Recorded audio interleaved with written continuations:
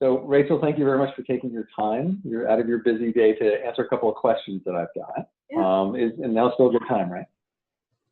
Yeah, absolutely. Okay, good.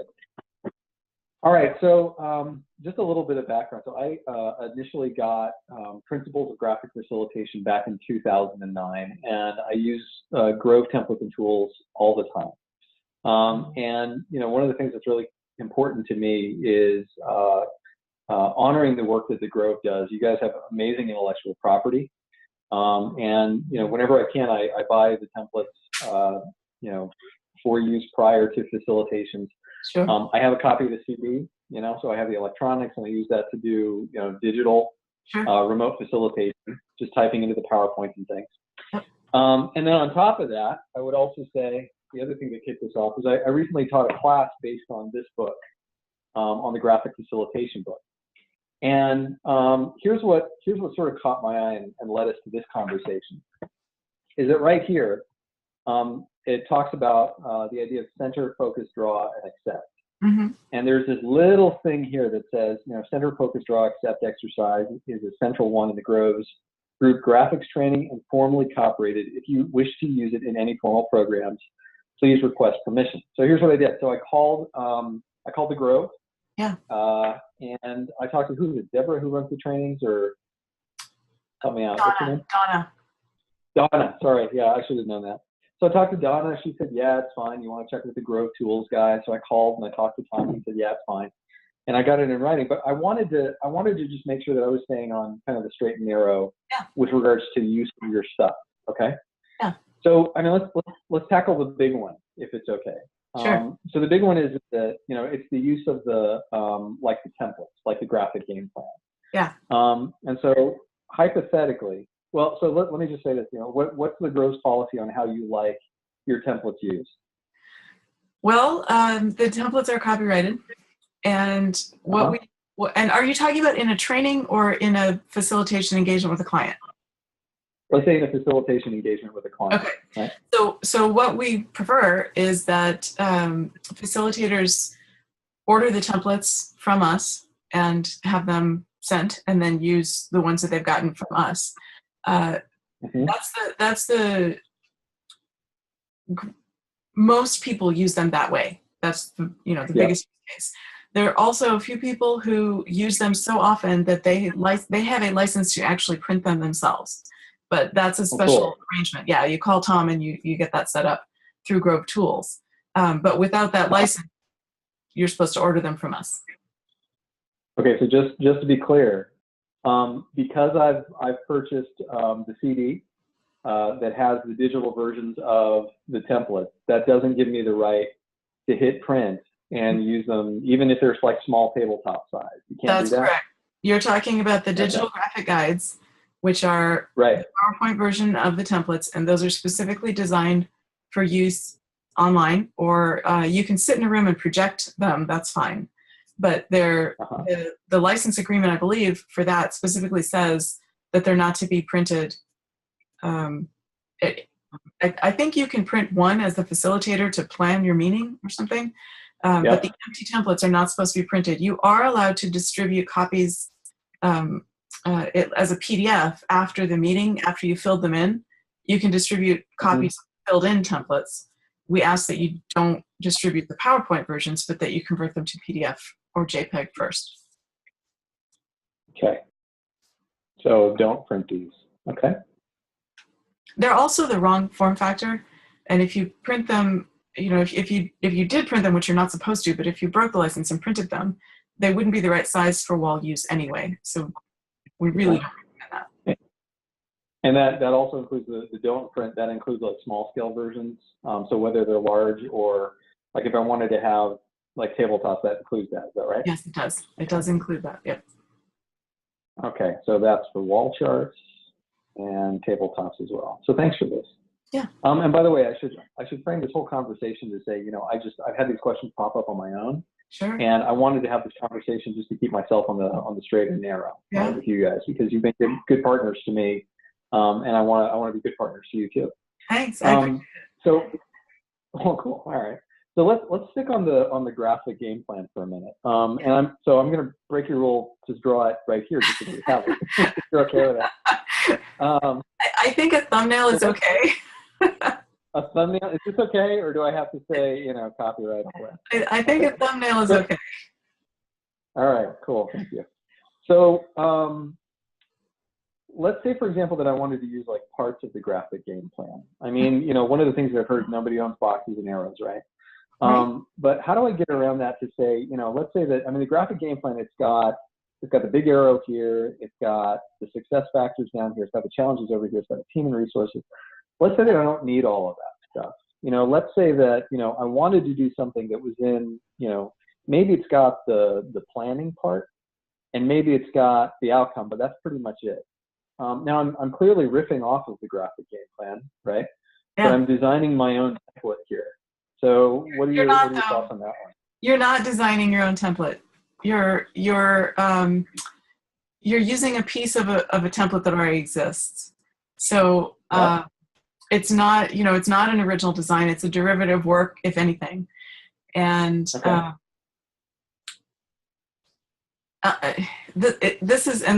a tricky area.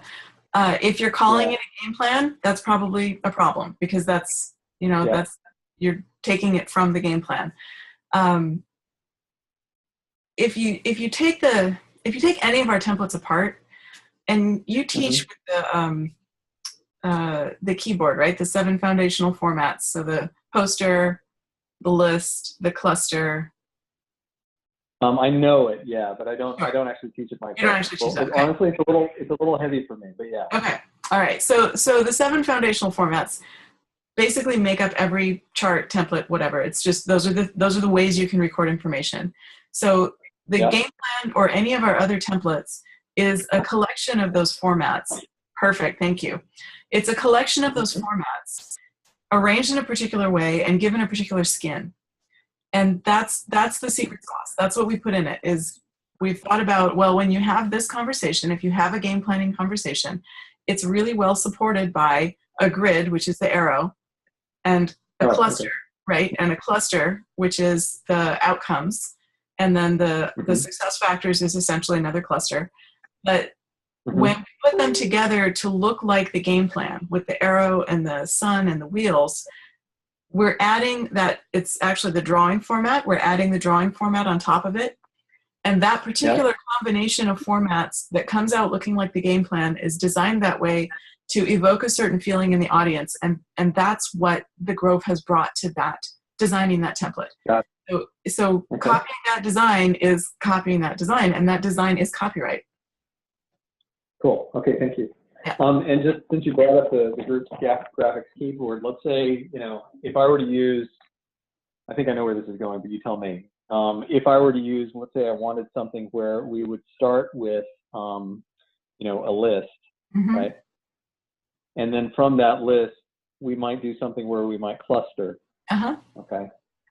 And then, off that cluster, let's come up with like a mandala sort of solution of what this thing might look like. Yep. Like a 3-step process.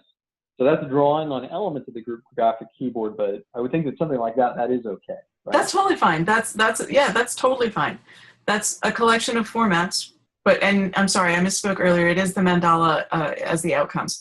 That's a collection of formats which we've arranged them in a certain way and put a skin on it, but when you break them apart, that's what you get, and that's totally fine. Anybody can make a list, anybody can make a cluster, anybody can make a mandala.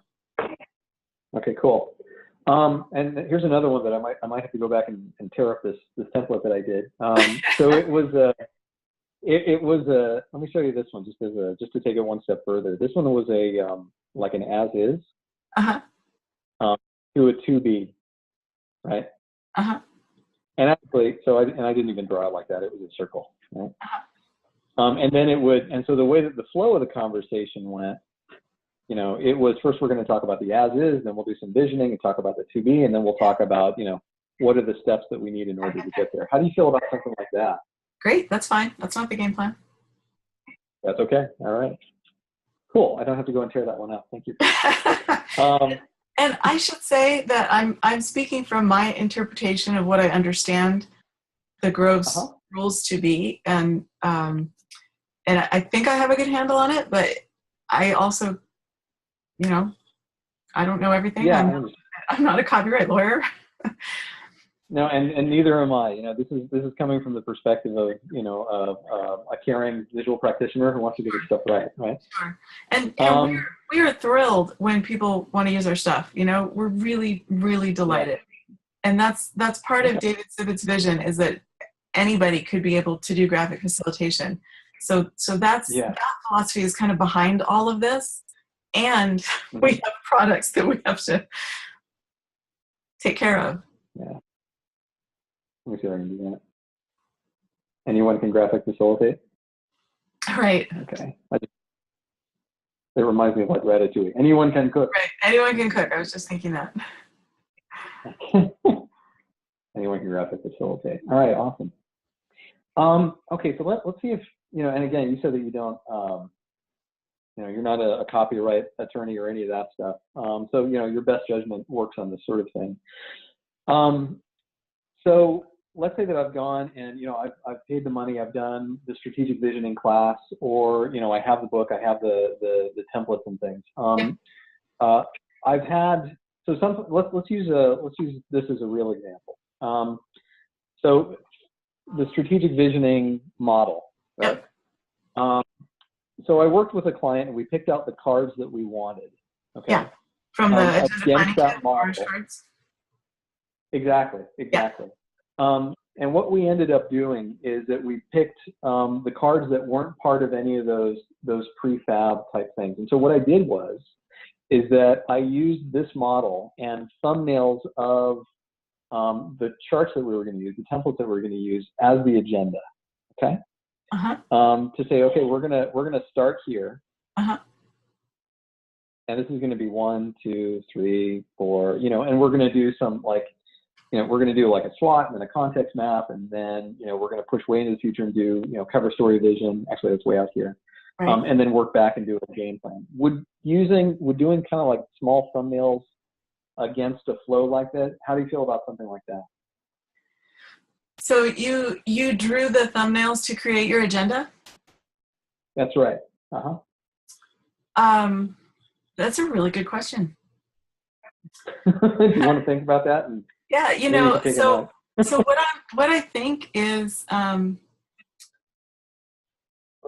really think that's an okay use, because you're not drawing the templates to use as the templates. You're creating an agenda that, you're designing that agenda, you're creating that agenda, and you're pointing to the tools that you're going to use.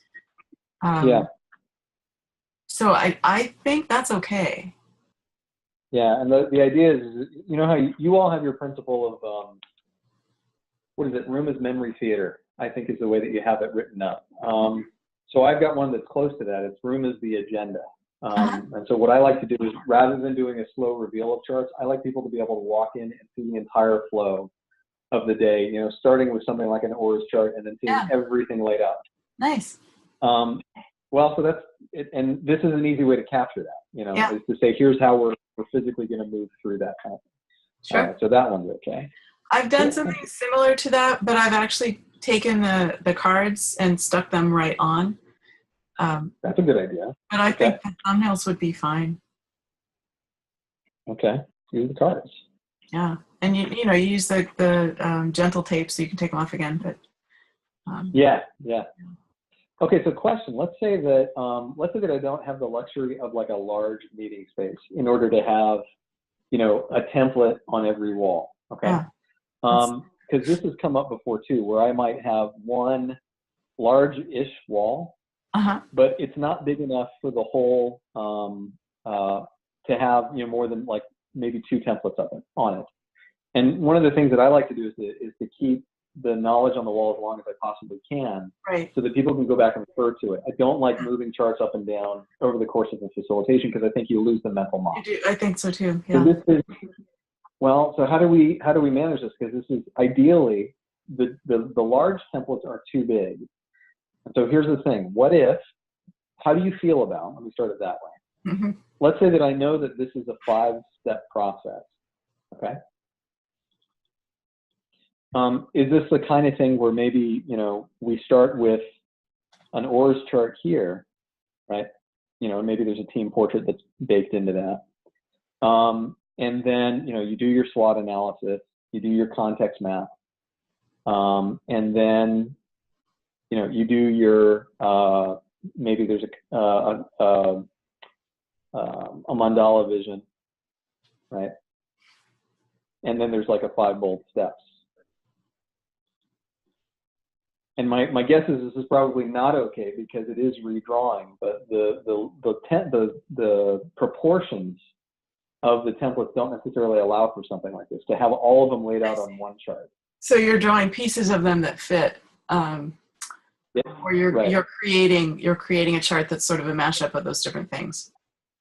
Yes, so, exactly. So the and I also want to respond to the way you phrased the question, because you asked me how I feel about it, and really a lot of this is not anything to do with my feelings. It's to do with the fact that this is copyrighted material.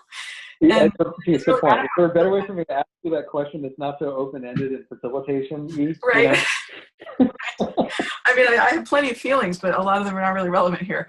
Yeah, okay. So, very literal interpretation of that question. That's fine. Right. So what I would actually take this piece by piece, okay? Because the ORS chart, the meeting startup chart, anybody can create a list that's the agenda. Anybody can create a list that's the outcomes. If you're adding the river rafting theme or the treasure map theme or the meeting room theme that we've got, then that's violating the copyright. If you create your own, you know, set of outcomes, agenda, roles, and rules, that's that's not an attempt to look like a Grove template, great. Yeah.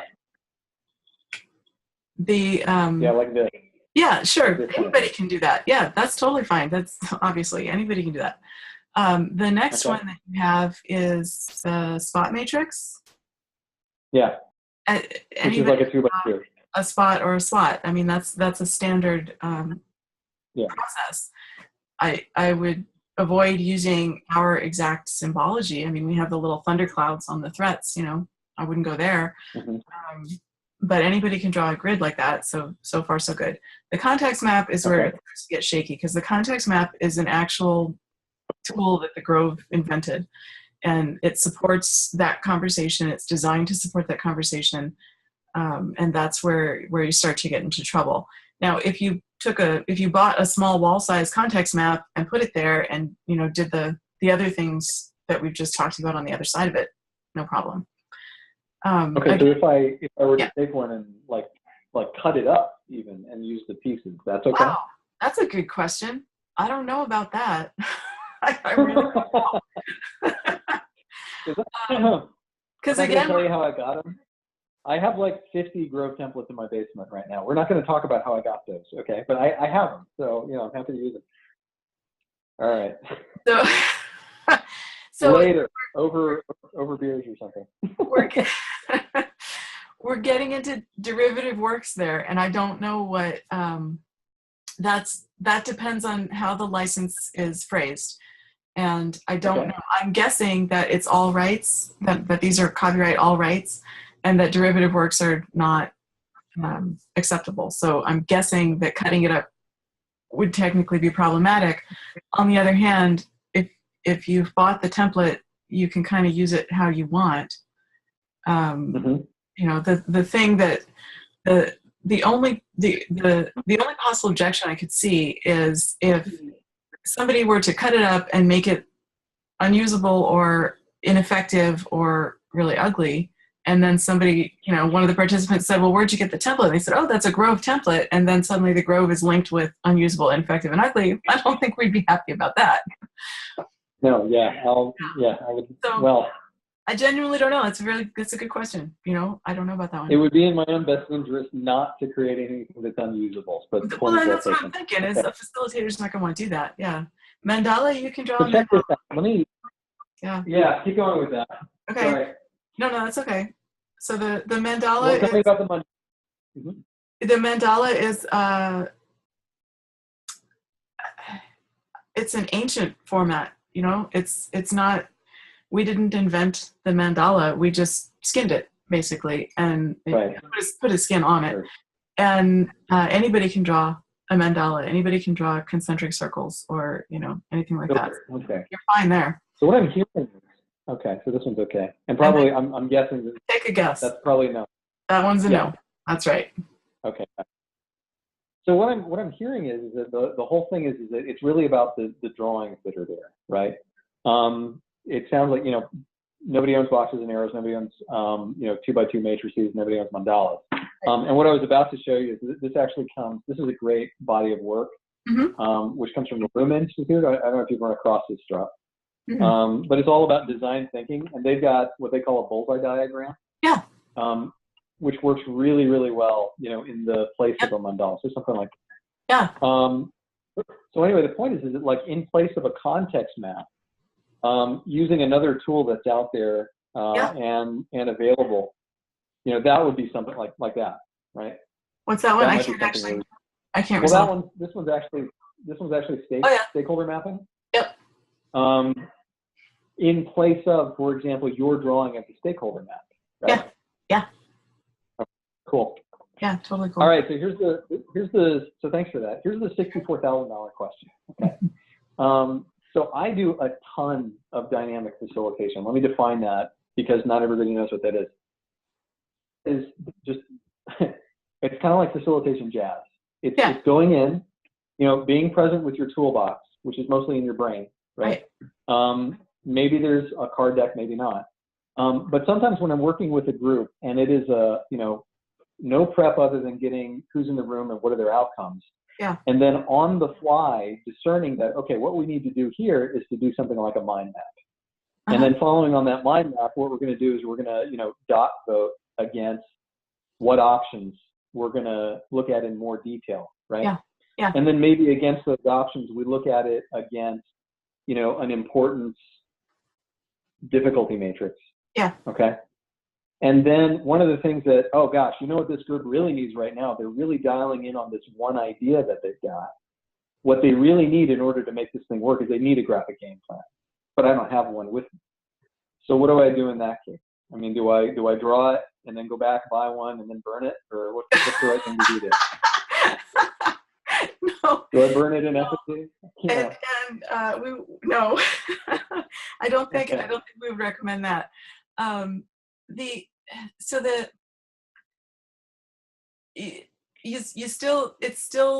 still violates the copyright to draw it. So I can start there. Okay. I know I've been in situations myself where I've gotten on the ground with a client and whatever charts I brought, we needed one that I didn't have, and I'm still not supposed to draw it. And part of the reason for that is because, again, if it doesn't look right, then people see it and they, you write graphic game plan by the Grove. If it's your drawing of our game plan, it's not going to look like our game plan, and we can't control what it looks like. And that's a problem because that's our brand out there. And so it's as if people went around drawing. So you would. No, I'm with you. So following on to that, let's use another one as an example. Okay. Let me finish real quick. Yeah, sure. I'm sorry. But understanding that, that you're saying, oh, a graphic game plan is what they really need here, then go back to a grid and, and a mandala and use those basic formats that you can use and put them together and facilitate it as though it were a game plan. Just don't call it a game plan, don't draw the game plan. So that's exactly what I was going to say. So the thing is and actually that's where I was going with that. Would be to use, going back to the keyboard, if you like. Yeah. If I need something that's got a matrix, draw a matrix. Yeah. Right. Yeah. And if I, maybe the arrow isn't off to the right like that, but something to indicate flow. Right. Maybe it's something like that. And if I need a mandala, maybe it's not this like starbursty thing, but it's like, like a bullseye. Right. Yeah. And something like that. Okay, so question for you. So I love, one of the things that's really important to me is provenance, okay? But I think I know what you're going to say with it. Where did you get this idea? I didn't hear you. Yeah, so like where did this idea come from? Right. In a case like this where I've drawn my own thing that serves the same purpose as a graphic game plan, one of the things that I would like to be able to do is to say something like, this is based on the ideas of the Grove consultants. Yeah. Okay? So, but what I'm hearing from you is that, it's, well, if you're not a good drawer, we don't want to be associated with you. That's not what I meant to, well, it's kind of what I said, but it's not really what I meant to say. We would be delighted if you said this is based on the ideas of the growth consultants, because in that case it is, that really is. So that would be really nice. And you could even say, in fact, they have a template for this. I didn't happen to have one with me, but but if you need to do this exercise again, they have a structure for that. That's great. Okay. Yeah. So that's okay. Awesome. Yeah, because I would love to do that. You guys are clearly, you're at the top of the field, and I would love to send some work your way. And I like to say my vision is to put myself out of business where, everybody is graphic facilitating. If they know where to go for this, then, something better. It just helps all of us. Yeah. Rising tide and all of that stuff. Yeah. Okay, so I have another question for you. Yep. So here's, I want to talk about the recent, probably split's not the right word for it, but the Growth Consultants recently spun off, maybe that's the right word, Growth Tools spun off, yeah. Mm-hmm. Growth Tools spun off. Yeah. So what does that mean in terms of like your licenses, your template? I mean, do you as the Growth Consultants, who owns the IP? If I was interested in this license to print, yeah. Who would I talk to about that? So the person that you talk to is Tom Sibbett at Grove Tools. Okay. But that's not also an answer to the question of who owns the IP, because a lot of the IP is David Sibbett's. Yeah. And so when we, as consultants, as Grove consultants, when we go out and use Grove templates, we actually get them from Grove Tools like everybody else. So, that's, we don't draw them. We don't, we get them from Grove Tools. Do they give you a discount? I would hope. They do. They do. But the who owns the IP question is a little complicated because different people have contributed or developed different Grove products over the years. So it can be traced back to different people, but the simpler question is, who do I talk to? And you talk to Tom Sibbett for any products. Okay, that's for any sort of product. Okay. Yep. Okay, so related to that, I want to get back to the thing that again triggered this whole thing, which was this. So I was, I taught a class on graphic facilitation, and I used this as my. You got a big smile on your face. It just looks very well loved. I love the little tabs that you have along the side there. This is. So I love looking at the pictures because I know who these people are, so that's kind of fun and what they're doing now. That's kind of cool. So this is the same book that I got from Lori when I took the class with you guys way back in 2009. So it is well loved, right?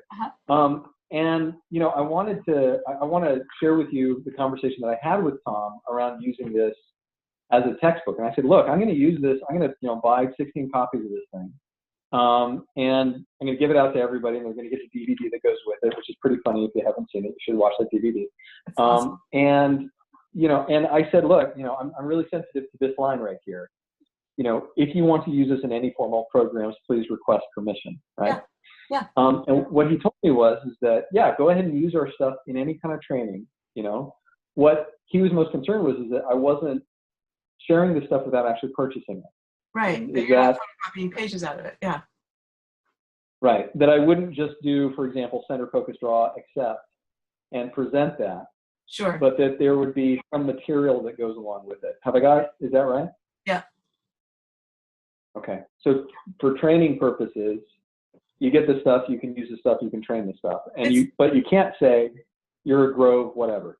Right. And I mean, it's like any textbook. When you go to a college campus and you take a class, the professors will teach with textbooks, but if they didn't write the textbook, they're not going to tell you that they did.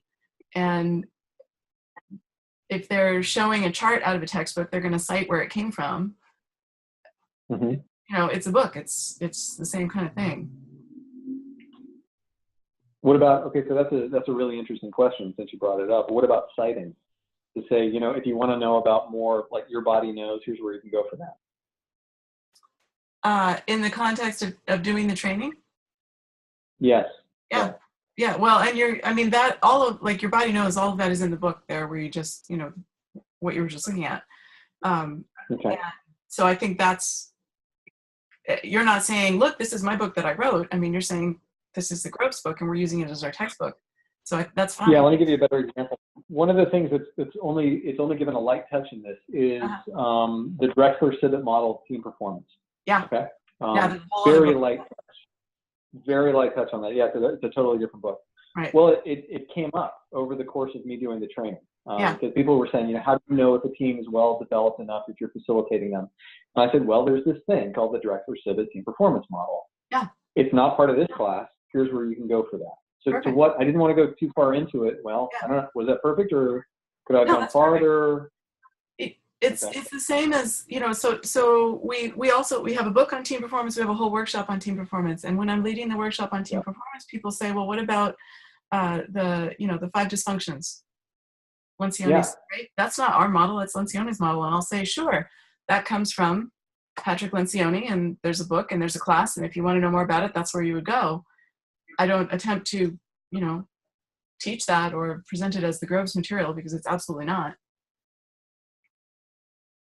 So that's interesting. So I do that one specifically. I do teach that one when it comes up, and it's a card that I have, and I say, I'll give you my working knowledge of it and understand this belongs to somebody else. Here's where you can, and I said, the book is the 5 dysfunctions of the team, and it's written as a parable and all that stuff. Exactly. Yeah. Okay. All right. So same sort of thing when you're teaching. So I wanted to get your opinion on something. I'm really interested, actually at the I think it was the same. No, it wasn't the IFVP where I met you. It was the one before that. It was. Let's see if I can find exactly what the day was. I want to say it was 2012. But Mike Rohde showed up at the IFVP. Yeah. It was the one in Pittsburgh. Yeah. And he introduced to me anyway the idea of sketchnoting. It was before he wrote the sketchnote handbook. Yep.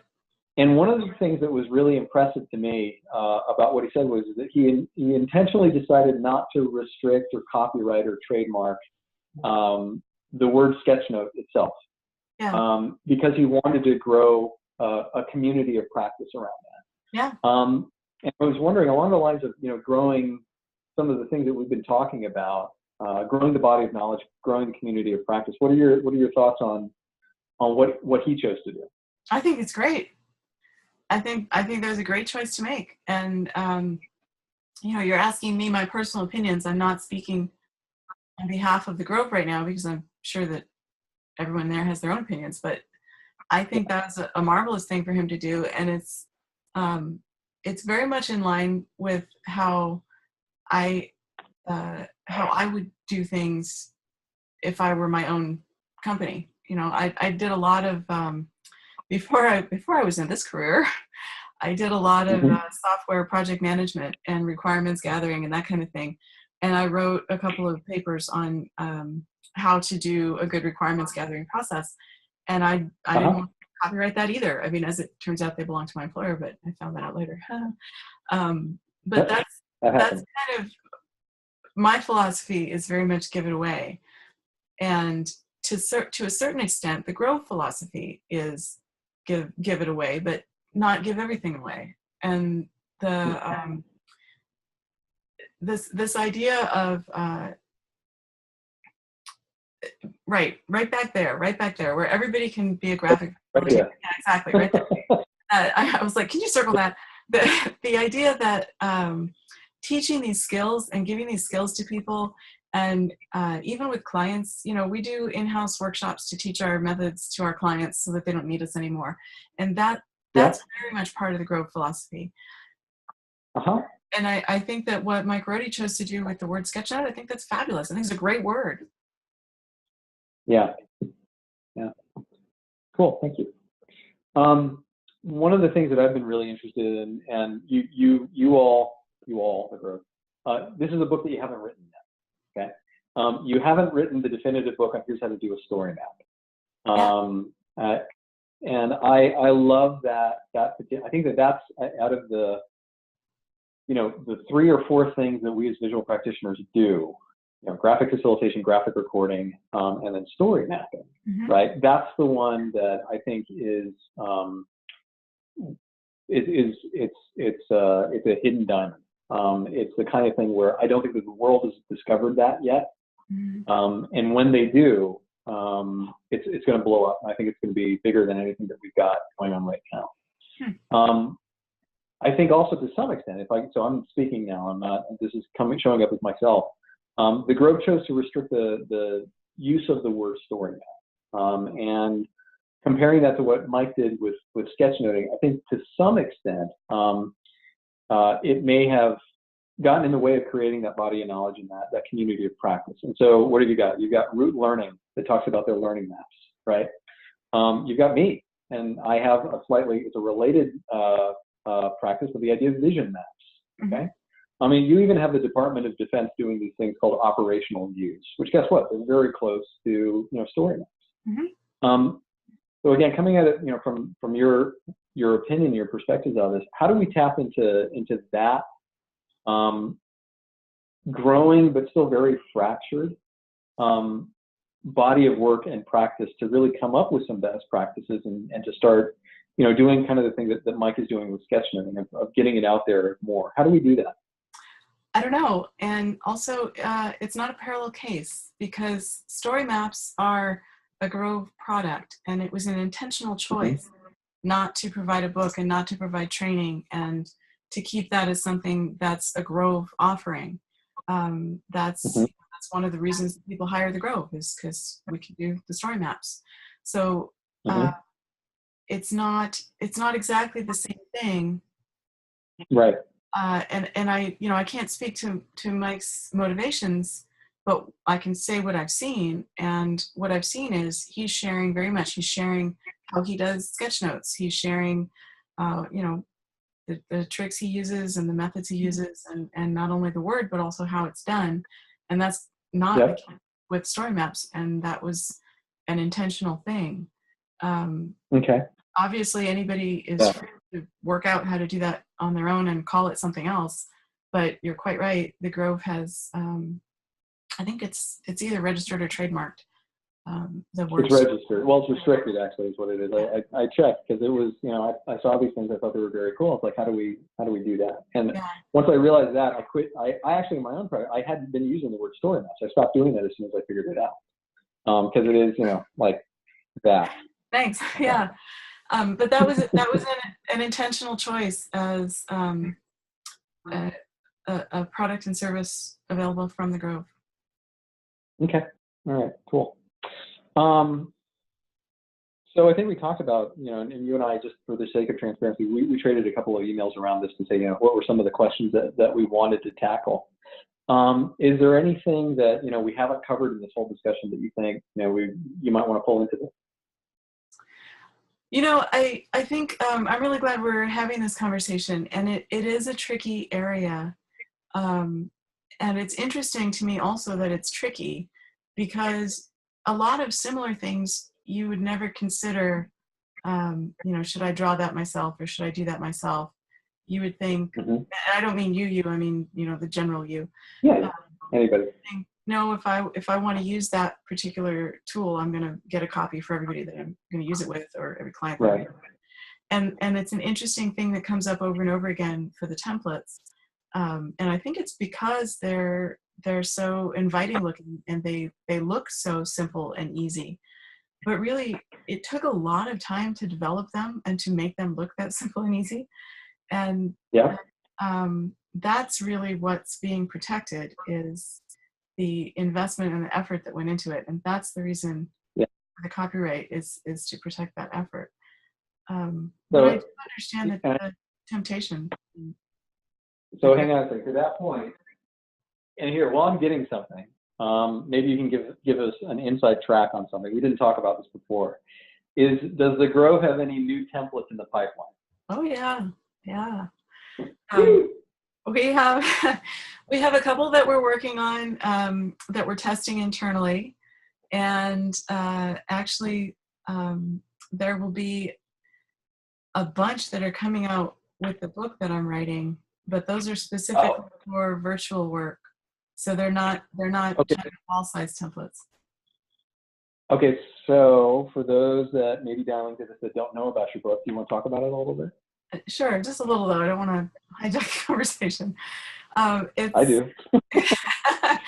It's on facilitating virtual collaboration, and it's about how to take all this stuff that we know about doing face-to-face and making good meetings face-to-face and make it work virtually.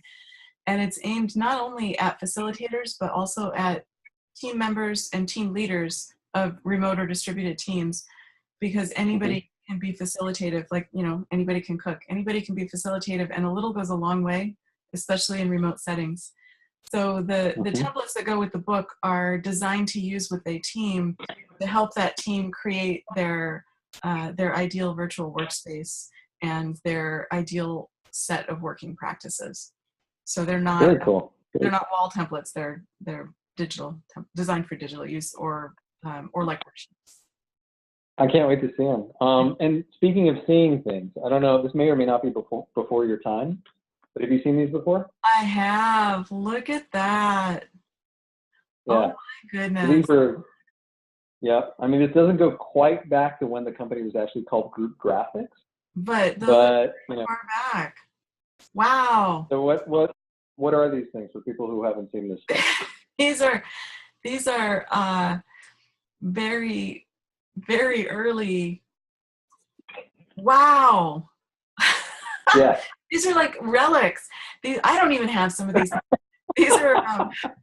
These are really early Grove products that talk about the templates and how to use them, or the keyboard and how to use them. And I got to tell you, hold up that one for the team performance model in the bottom. This one? Yeah. So you see how it's yellow? Yeah. I don't even remember. Is that because it's faded, or was it actually yellow? No, this is the actual color. That's the actual color, because the team performance model, as long as I've known about it, has been this blue-green color. So that is the blue-green. Back in the midst of time. Yeah, so this isn't just showing off, right? This is like, to your point, you have spent a whole lot of time developing these tools and templates. And, you know, to me, the big takeaway from this conversation was the right here. I love that, you know, I'm going to do this based on the ideas of the growth consultants as often as I can. I mean, that's really cool. I would love to give credit where credit is due. Thank you. That's awesome. Anything else? Well, just one last thing on those cards you were just showing. Those are older versions. So the Journey Vision template and the industry structure map that you had there, those are older. Yeah, they don't look like that anymore. They don't look like that anymore. And one of the reasons is that we keep working on them. We keep tweaking them. The consultants go out and use them, and we come back and say, you know, I changed kind of this space. I needed more space here, so I put tape over this or whatever. Yeah. Which reminds me of one last thing that I would like to say. One thing that we expect people to do to the templates is change the category headers. And that's in the leader's guide for all of them. And it's the first thing that you should do is, if the category headers are not the right language for the group that you're with, you should paper them over and write in the language that they need. And that is absolutely acceptable use of the templates. So so to that point exactly, when for all of the ones, so I inherited a whole bunch. That's why I have 50 of them in my basement right now. But it's like a red beard. Yeah, well, again, over beers one time, I'll tell you exactly how I got that stuff. Here's Journey Vision. And then this is, you know, as it exists today. It's pretty close. Yeah. But the industry structure map is, I'm not finding it right now, but it's very, oh, here we are. It's got a whole other section. Yeah, that's not. Yeah, it's close. Yeah. No, but when feedback from a user, I mean, I never order them with any of the categories listed. I just get the blank ones all the time. Yep. You know, you do too. Okay. So. Well, I have an opportunity to request my custom categories, you know, ahead of time. So. Nice. Yeah. Which actually people can do that. If you need custom categories in there, we can actually do that for you. I think there's an additional charge, but good to know. Yeah. Did not know that. That's right. All right. Well, Rachel, thank you very much for your time. Not at all. And I'll send you a copy of this before we actually post it out there for the world to see. Okay. That's great. Thanks.